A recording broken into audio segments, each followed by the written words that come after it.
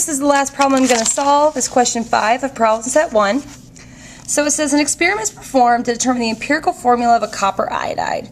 Remember, transition metals can have many different oxidation states or many different charges, so we're going to figure out what this empirical formula is. It's formed by a direct combination of elements. A clean strip of copper metal is weighed accurately and is suspended in a test tube containing iodine vapor. So we have pure copper being bombarded with iodine vapor. Don't forget the iodine is diatomic. A white compound forms on the strip of copper, coating it uniformly. The strip with the adhering compound is weighed. Finally, the compound is washed completely from the surface of the metal, and the clean strip is dried and reweighed. Okay, state how you'd use the above data to determine the following, and calculations are not required. So you'd want to find the moles of iodine that reacted.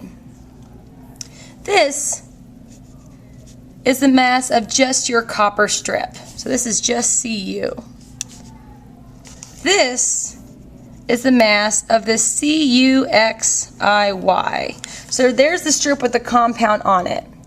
But you also have copper with it. So you have copper with this compound coated on it. So we want to figure out the moles of iodine on this piece. So I'm going to cross out the copper because the copper is probably reacting with the iodine, making this substance. So what I would do here is just subtract.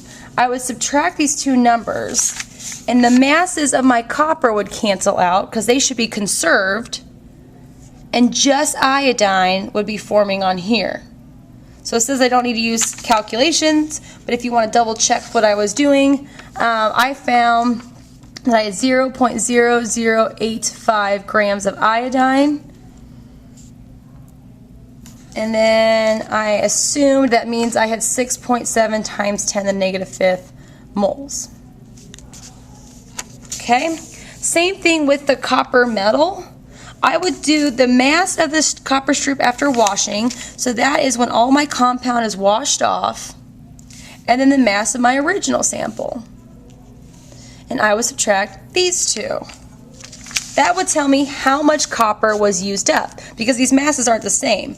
This is when the reaction is occurring, when that copper iodide is being formed, and this is when the copper iodide is removed and the amount of copper left over.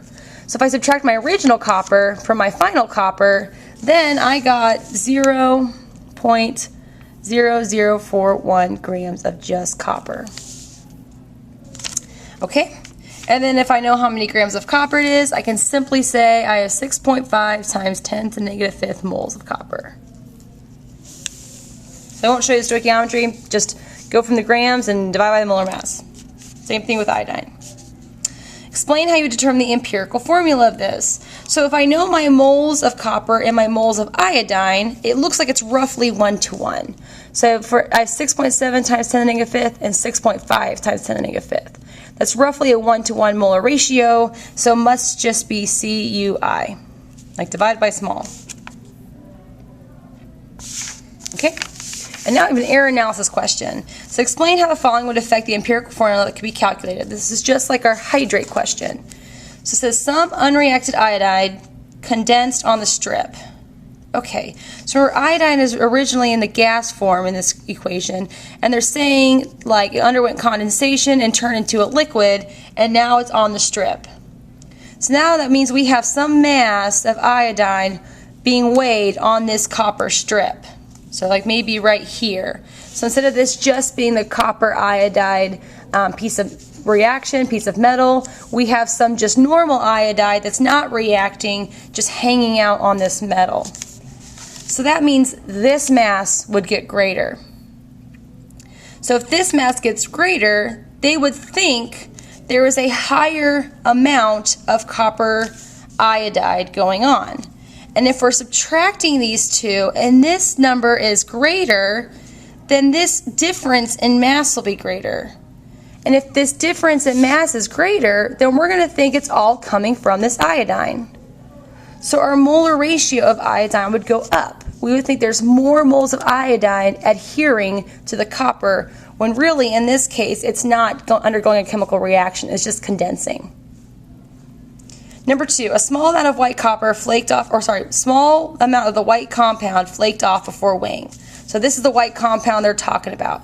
So some of it fell off, and then they did the math of the clean copper strip. Oh no, I think some of it fell off before weighing this. So now your mass of here would be less.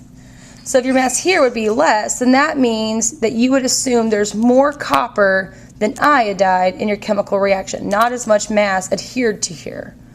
So then you would say, okay, my ratio of copper ions to iodide ions is higher for copper. I have more copper than I do have iodide, or I have less iodide than I have copper. Okay? That's it.